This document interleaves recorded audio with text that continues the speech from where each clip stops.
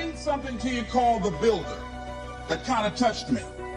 Because when you start looking at giving your best at all times, that's not easy. But when you are committing yourself to doing something, those are the standards that you set for yourself, because that's who you are.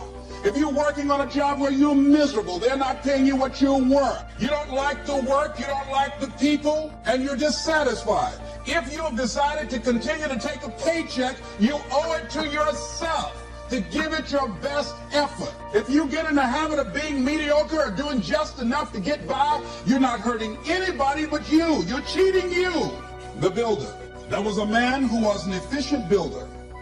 He had worked for years in a large company and had reached the age of retirement. His employer asked him to build one more house.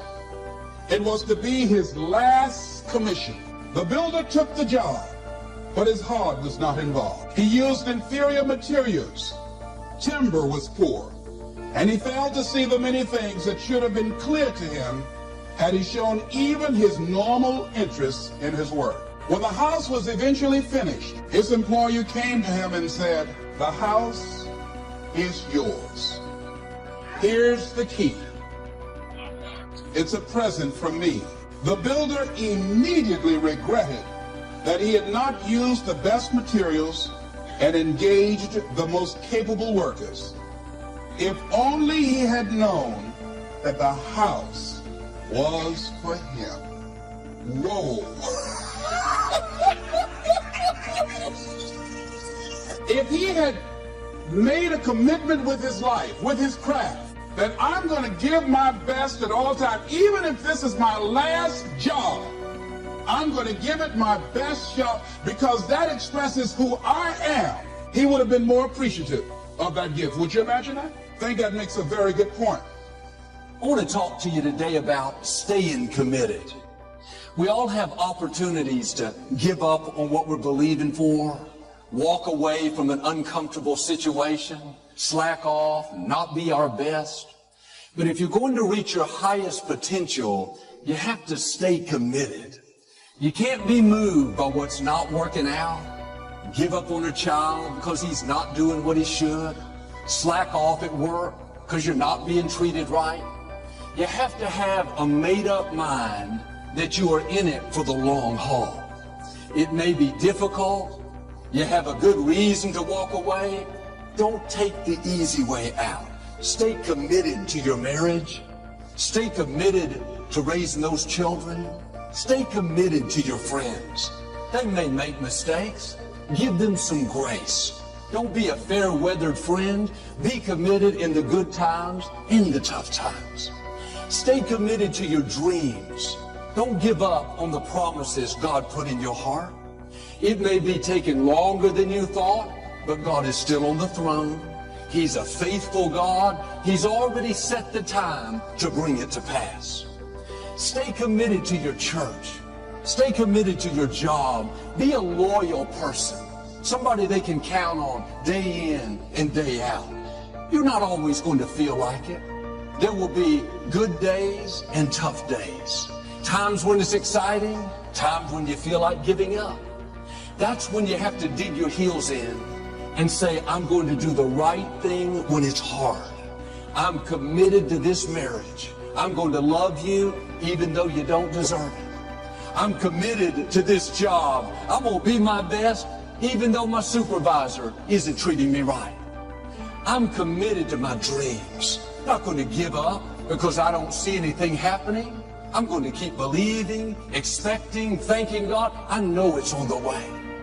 God rewards consistent, faithful, committed people. No, stop looking to people and start looking to God. He not only controls your destiny, He controls the whole universe. He determines how high you're going to go. No person, no supervisor, no company can stand against God. He knows what's happening. He sees what's unfair. When you stay committed to your job, when you keep being your best day in and day out, despite who doesn't like you, God will make it up to you. God is your source. He has the final say. But Joel, it's difficult to stay committed to my job. committed to my marriage, committed to this dream. Nothing's going my way. If it was easy, everyone would do it. God chose you because he knew you can handle it. You have the courage, the strength, the talent, the anointing. You're not weak. You're not lacking. You are full of can-do power. You didn't come this far to stop now. The people that see dreams come to pass are the people that stay committed. I've heard it said, on the road to your destiny, halfway through, every person will be tempted to give up. Some turn around and go back. The others stay committed and keep moving forward. What's interesting is both people travel the same distance. One goes halfway back to where they started. The other goes halfway ahead and reach their goal. Committed people outlast the difficulty. Committed people stick with the relationship even though they have a right to walk away. Committed people go the extra mile and do more than they have to. Is there an area you've been tempted to give up in? Or just slack off, not be your best? God is saying, stay committed.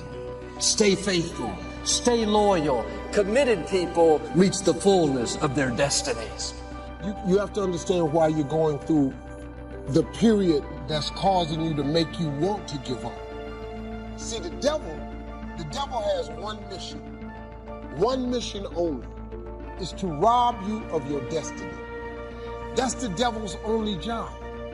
If he can get you to give up, you have been robbed of your destiny. If he can get you to become a criminal, he robs you of your destiny. If he gets you to never follow your dream, chase your dream, he robs you of your destiny. If he causes you to think that this is all my life is, he has caused you to rob you of your destiny. You just have to understand that Satan has one job, to rob you of your destiny. When you have thoughts that are negative, that's not God. That's Satan. He's doing everything he can to keep you from being who God made you to be. You got to get focused, man. You got to understand that this hard time that you're going through is everything you're going through is preparing you for what you ask God for. Every trial and tribulation you go through prepares you for the life God has for you. All the hard times. First of all, let me just say just one last thing. Now I got to take this picture.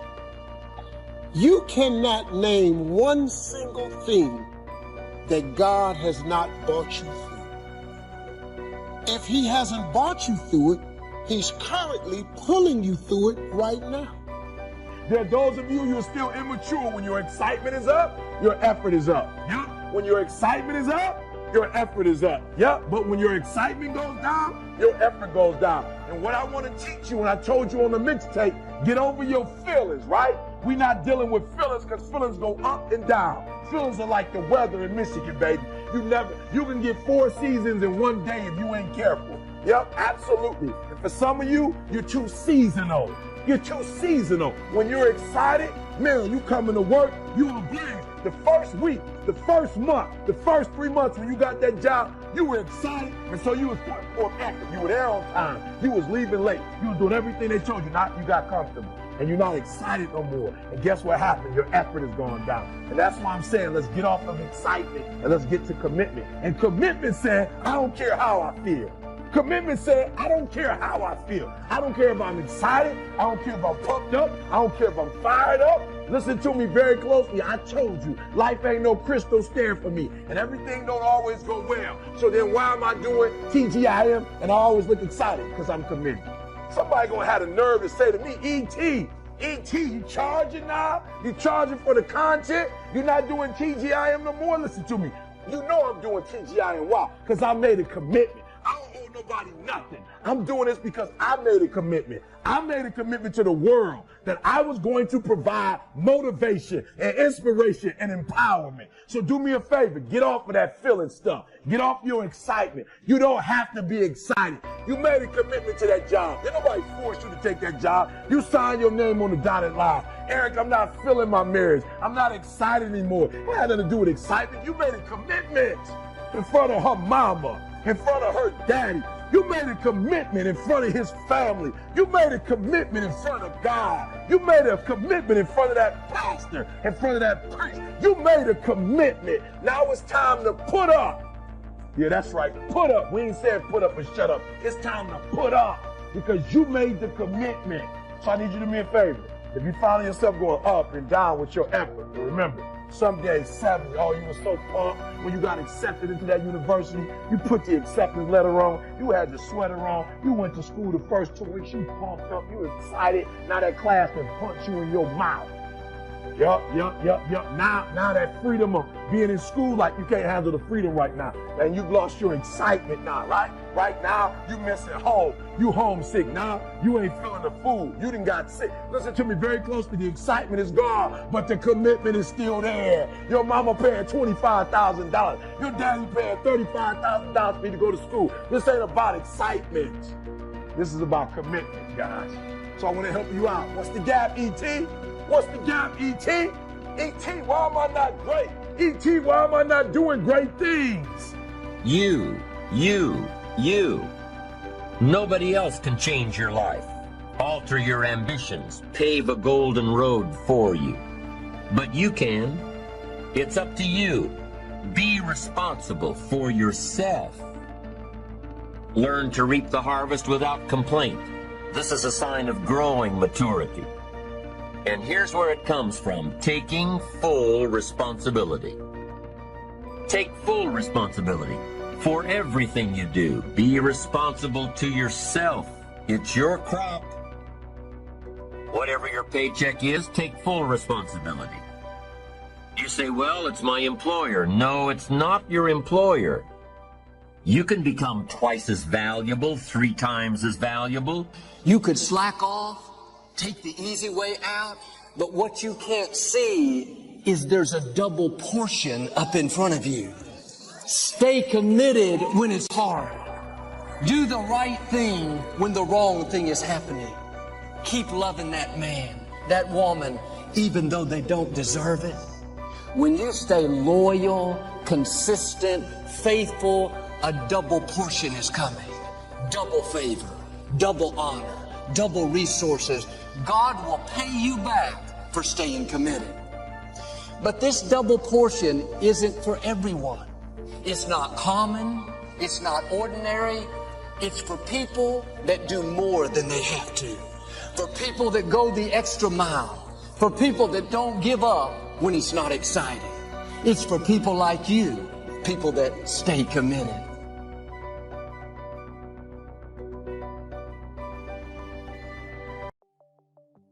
As you're gearing up to step back into your normal life, if you haven't already done that, I thought I'd just give you 5 quick little triggers, just reminders that are so simple, but these are the 5 things that I personally did when I first got kicked out of my house. Some of you know the story. I remember I was so depressed. I don't know if you've ever been to that place where you're like wondering why you're even around or whether you should be around. It was a pretty brutal time. But what turned me around was feeding my mind. What I mean by that is about a year earlier, I'd gone to the seminar by Jim Rohn. I know many of you have heard of Jim. I went to a seminar with 17, and in the seminar, he really talked about the importance of feeding your mind, and you've got to feed it because otherwise things come at you. And so I remember I took the little bit of change I had left in my pocket, and I got on a bus, and I drove, they drove me anyway on the bus for about, I don't know, it's about an hour's away from where I was because I'd been to this place once before, had this amazing bookstore. And I figured I'll go in there and I'll just read a bunch of books while I'm in there because I can't afford any. And then I picked up a book called The Magic of Believing by Claude M. Bristol. And in this book, it talked about training and conditioning your mind and how what goes in your mind becomes the experience of your life and how to do it. And I was so depressed, I didn't know what to do. And so I went and, I'll never forget, I went back to this little laundry room and there was a mirror there and the book said, put your goals on the mirror so you look through your own eyes into your goals and you see in your own eyes and you read those goals. Do it with soap. And so I did it in the mirror. And then I made these little posters that said things like, only a loser is depressed. Now that's not true. But I felt like I'm not a loser, and that was the leverage I had, right? I can't be depressed if the loser's depressed. And so I just try to work on everything. But gradually I started turning my life around, and I did 5 things, and I did them again. I got to tell you, multiple times in my life when I hit really bad places, when I was told I had a tumor in my brain, and that I might die. When I buried all 4 of my fathers over the course of a year and a half, and my mother. Those are rough times. They start to shift you. When 2008 happened and looked like everything was going under, and I went back and I reapplied them here at the beginning of the pandemic as well. So they're really simple. But first, of the 5 keys to transform your life, I don't care where you are, how great it is, if you can get to the next level, the first step is stand guard at the door of your mind. And I got that from my teacher, Jim Rohn. I remember he came to me one day and I was really frustrated. I was saying, I'm working so hard and nothing's really working and I don't understand it. And I was super frustrated. And remember, he came to me and he said, Tony, he said, listen to me. He said, tell me what are you reading? He said, tell me who you're talking to. He said, tell me who you're surrounding yourself with. And I said, well, I'm mostly isolated by myself. And I said, but I'm so frustrated. He said, listen to me. He said, answer this question for me. He said, what happens in the world if, let's say, your worst enemy comes by and drops sugar in your coffee? And I said, well, you don't have sweet coffee. He said, well, what if your best friend, even by accident, drops 1 drop of strychnine? What if it's your brother, your sister, your mother, your father, somebody you love, accidentally drops 1 drop of strychnine? I said, well, then you'd be dead. He goes, that's right. So remember, life is both sugar and strychnine, so watch your coffee. And what he really meant was stand guard at the door of your mind. Because today, we live in a world where the media, they're not bad people, they're good people, but they're companies. And they got to take care of their shareholders. And the only way they win is by getting your eyeballs. And the only way they get your eyeballs in a world where there's so much information is to startle you. The news is not designed to educate you or inform you. You know that. That's why it says, drinking water may kill you, film at 11. Anything that grabs you. And so we're living in a culture of so much fear. So if you're going to take your life back, you got to take into a limited amount of that media and be able to pursue it, not let it pursue you. Today, most people, in order to get your attention, we all know what they do. It's called clickbait. Let me create a headline that'll grab you. It doesn't matter if the content is even real news or not. A lot of times the headline isn't really what the whole story is, but it pulls you in.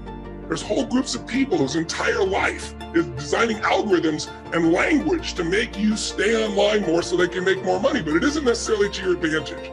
So what Jim Rohn used to say to me is, he said, Tony, this is your new daily practice, because this is what I really want to get to you guys here, is if you want to keep momentum, if you join me for those few days there, the 5, 6 days or 7, I guess we did for the challenge, or you went immersion with me as well, the key is to get momentum and keep momentum. If you work your tail off to get momentum going and then you drop it, oh my God, you got to start all over again. And so the way you do that is you have a daily practice. All of the problems we face today are wicked. None of them submit to singular binary solutions. So rather than these diseases of despair being something over in the kind of humanitarian and social services space, and these wicked problems being over here in kind of the techno-utopian disruptor space, might we consider them flip sides of the same coin? And if we do, how on earth can we begin to solve these wicked problems? And interestingly, the simplest is to think Roger Martin at the Rotman School of Business up in Canada wrote a great book. If anybody hasn't read it, super encouraging. It's called The Opposable Mind.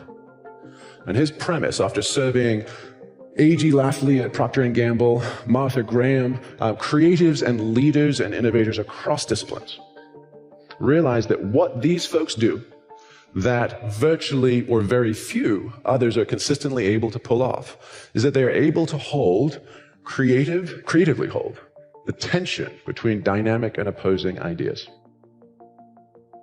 And that sounds really straightforward. That sounds like the fodder for gajillions of dollars of management consulting workshops and off-site retreats, right, to all get to our innovative place.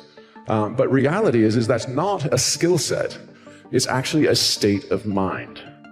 And that state of mind is actually tunable today. Now, anthropologists have a very specific term for this. They classify cultures by whether those cultures are monophasic or polyphasic. And that's just a complex way of saying one channel of consciousness or many channels of consciousness, right? And if you think back to most traditional societies, they are polyphasic. They recognize and validate dreams, premonitions, possessions, trances, visions, you name it. Epileptic seizures. They're all like, well, what did you, if you come into the kitchen, in rural Mexico, 50 years ago, you say, Abuela, I just had this dream. They're like, oh, shut up. That's just your unconscious projections of your unresolved issues with your mother. Have your cereal. Right? No, they say, what did grandfather say to you? Oh, let's act on that. Right? So how did we end up in this monophasic culture? Well, you wind back the clock, and blame it on the French. Right? So the Enlightenment, Descartes, right? Cogito ergo sum. I think, therefore I am. Give me 5 senses. Give me ration, reason, and empiricism. Right? Let's get rid of superstition. Let's get rid of all of those things, and let's create, right, this rational, binary, logical world. And it worked beautifully. I mean, let's give full credit. We would not be here in a climate-controlled, high-tech building, community, city. We wouldn't be able to do any of the things that we do without that rational, binary, logical, prefrontal cortical self. So let's, give it up for the PFC, okay? But, right, we never built an off switch. We forgot to build an off switch. And Mark Leary at Duke, who wrote a book called The Curse of Self, literally describes that pernicious problem. We turned on this hyper self-aware, always on hamster wheel mind of ours, and particularly as that has now intersected with this information ridiculous superhighway where we all just get flattened on a daily basis, it's killing us. So the possibility is, what's happened to our dial? And is it completely rusted shut, stuck on this one channel?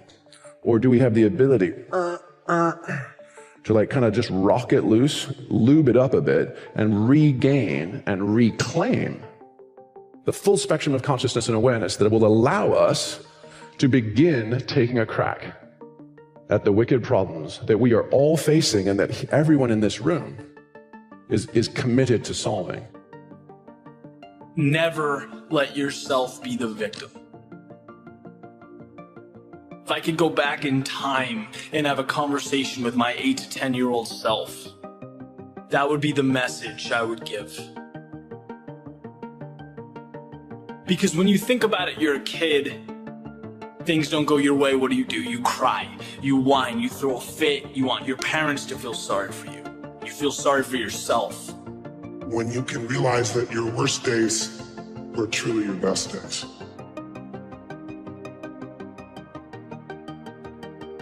When you can realize that every human being goes through pain and injustice, some more than others, but everyone goes through it.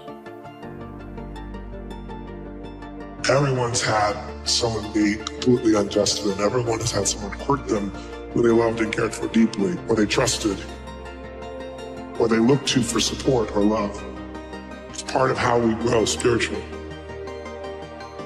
There's no possibility to build muscle without something you have to lift. And if you don't lift it, it will crush you. And if you lift it, it will be painful. It's not easy to lift those things. But the day in which you finally find inside yourself the story and state that finally makes you no longer be willing to be pressed down by your past, that's the day your life not only changes, but you also now have the ability to give a gift to others. And the most beautiful day, though, is the day when you go, if it wasn't for all that I hated most, I wouldn't have what I love most. Realizing that there was a meaning in all of it and that it served something greater than just little me. And now they want to throw shade at you, but your shield deflected it. You tell them winning in progress over here, so please eliminate the negative vibe. It's time to remove them from your circle and find yourself a positive tribe. because misery loves company. But that misery cannot have any of your companionship because everybody on your team is working as a unit to come back and win the championship. Measure your success. Long story short, every day you should wake up with a point to prove. Do you know how many people didn't get the opportunity to wake up this morning, young one? Statistics show 6,316 people die an hour. Again, do you know how many people didn't get the opportunity to wake up this morning, young one? Do you know how many people didn't eat this morning? Humble yourself. When you face opposition, you gotta be able to come out of that box. You gotta be able to adjust. You gotta be able to be the person that you were meant to be. I'm not talking to the people that's not supporting you. I'm not talking to the people that's not in your corner, that's standing up and clapping, or the people that's telling you and pushing you and telling you that you can do it. That's not what I'm talking about. I'm talking about the person that you look at in the mirror, because the only competition is you. The only person you can truly blame is you, because you are the only person who can get yourself out of it. Live life a victor, not a victim. You say, why me? You should say, try me. Greatness is your destiny. But at times you must reboot your mental computer, because every step you take today will directly affect your future.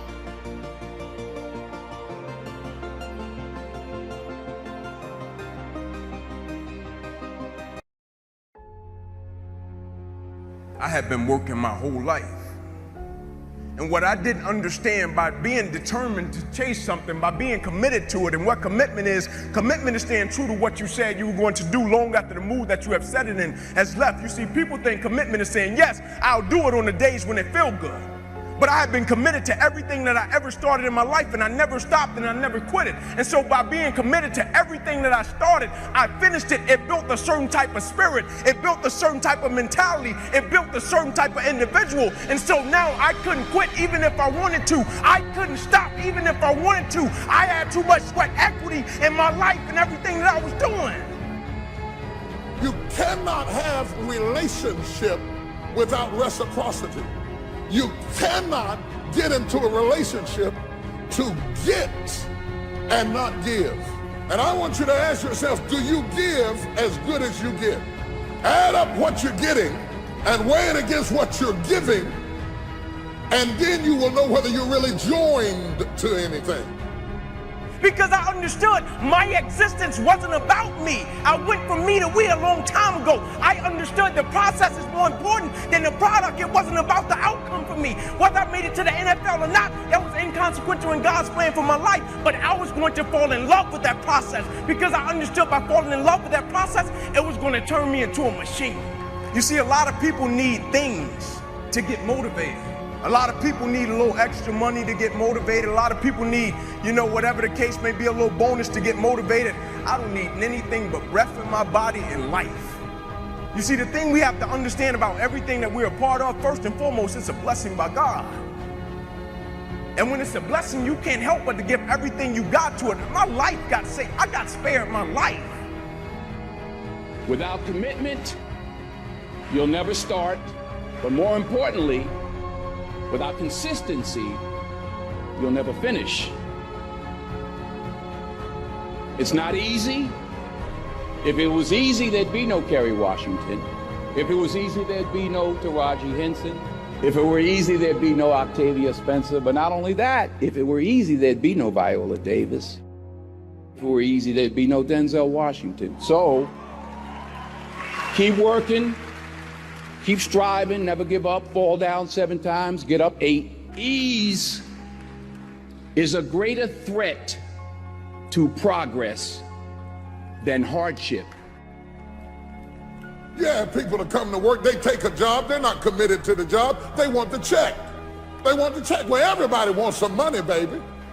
I'm just here for the check. That's why it's not going to work for you. You don't understand the reciprocity. Anybody wants some money, but if you're not willing to give at least as good as you get, it will not last. And that's why you can't stay anywhere or work for anybody, but you've never been joined to anything. So you collect anniversaries, you've got a lot of birthdays, you've got some plaques on the wall, but you've never been the person that you could be, because the could be is locked up behind commitment, and until you're committed, you'll never get the could be.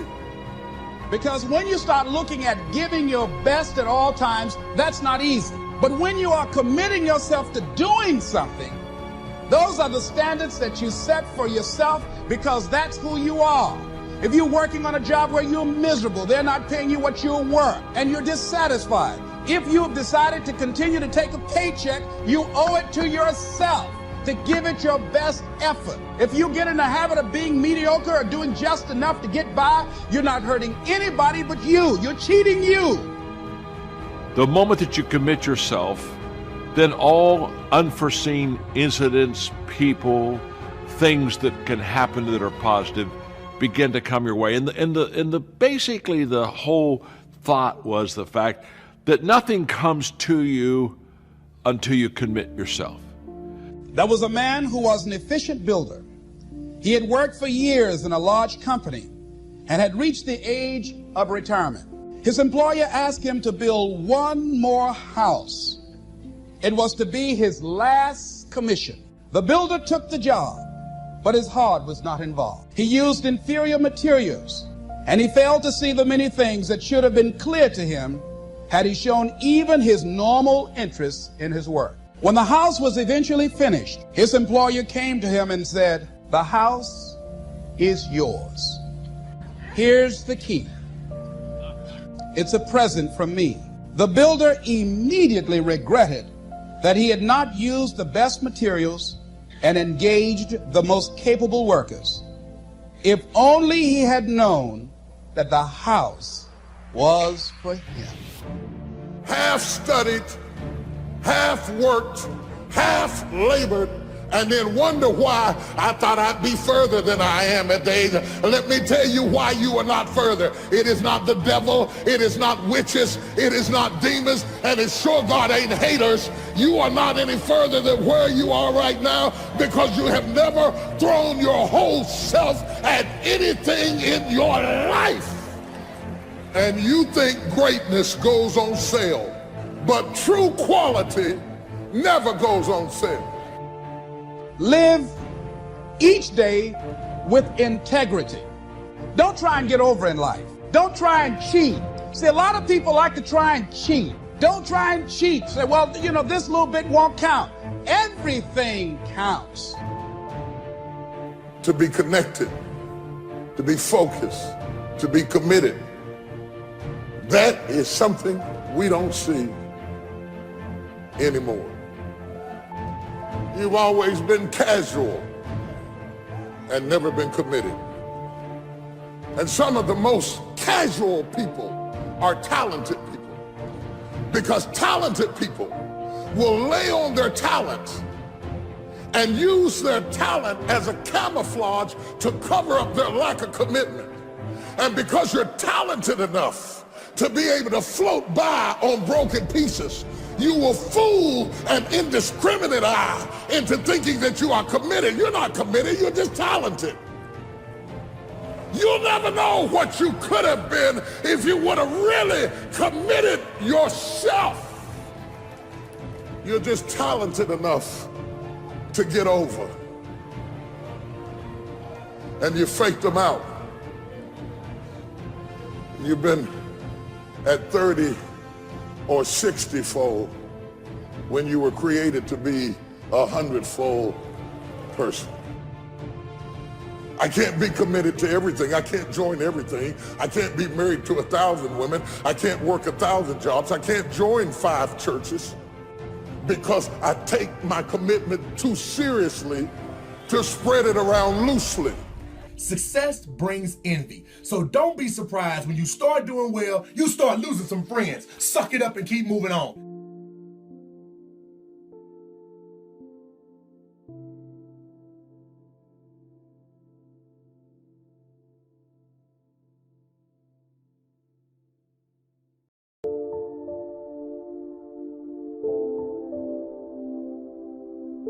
Human beings are the only life on earth that has this incredible capacity to change the course of your life. No other life form can do that. Every other life form except humans seems to operate simply by instinct and the genetic code. In the winter, the goose flies south. How often? Answer, every winter. If you said to the goose, hey, it'd be better this year to go west, he ignores that advice. And the reason is because he cannot make choices and listen to advice of something that might be better. He has to obey instinct and the genetic code. But now jot this down, not human beings. Human beings can alter the course of their life. Human beings can live one way for 5 years, tear up that script, live a totally different way the next 5 years. The first 6 years of my economic life, I wound up broke. Second 6 years, I wound up rich. Someone says, how did you do that? Here's number one. I discovered I was not a goose. Someone says, don't you have to do the second 6 years like you did the first 6 years? And jot this down. No, you don't have to live the second 6 years like the first 6. You can use all the information and all the advice and repairing all of your mistakes and adopting a new and refined philosophy so that the next 6 years can be totally different than the last 6. No other life form can do this. See, if you were a tree, you'd be stuck. As a tree, if you used up all the nourishment that was around you and you couldn't change location, see, you would die. But that's not true. Human beings can change location. Go north, south, east, west, live here for a while, live somewhere else for a while. So that's a note to make. You can greatly alter the course of your life. Now here's the next note to make. 5 years from now, you will arrive. The question is where? This is for mature people now. If you keep up your present disciplines and keep up the present pace that you're on, where will you be in 5 years? Boy, it's easy to say, hey, I haven't really thought about that. So now make this note. In 5 years, here's the probability. You will either arrive at a well-designed destination or an undesigned destination. Well-designed or undesigned. And I promise you, 5 years from now, you really don't want to arrive at an undesigned destination. Because you may very well wind up wearing what you don't want to wear, driving what you don't want to drive, living where you don't want to live, maybe doing what you don't want to do, simply because you didn't design a better destination. Here's a habit that I do. Maybe it might be of some value to you. I get up in the morning and I start writing what great ideas that I can think of today that can improve me and that will enable me to reach my goal. And I just let my mind flow. Sometimes I write 15, 20 ideas. Some days it's more difficult than others. One idea can change your life. One idea can turn your life around. Deciding that you're going to focus to develop your skills. The guy was the new owner of a baseball team that was in the basement of the league when he took it over. He went to the pitcher and he said, what is your best throw? He said, well, I got a good curveball and I've got a good fastball. And he went on talking about his different throws. He said, but tell me this, what is your best throw? He thought for a moment. He said, I've got a good fastball. He said, that's all I want you to work on. Nothing else. Just develop your fastball. The next year, they went to the World Series. Most people don't know where their fastball is. Most people go through life never discovering what their talents are. Most people never develop their talents. They have skills and abilities, but if you don't nurture them, if you don't develop them, they will never serve you. Your gifts can take you many places if you develop your gifts.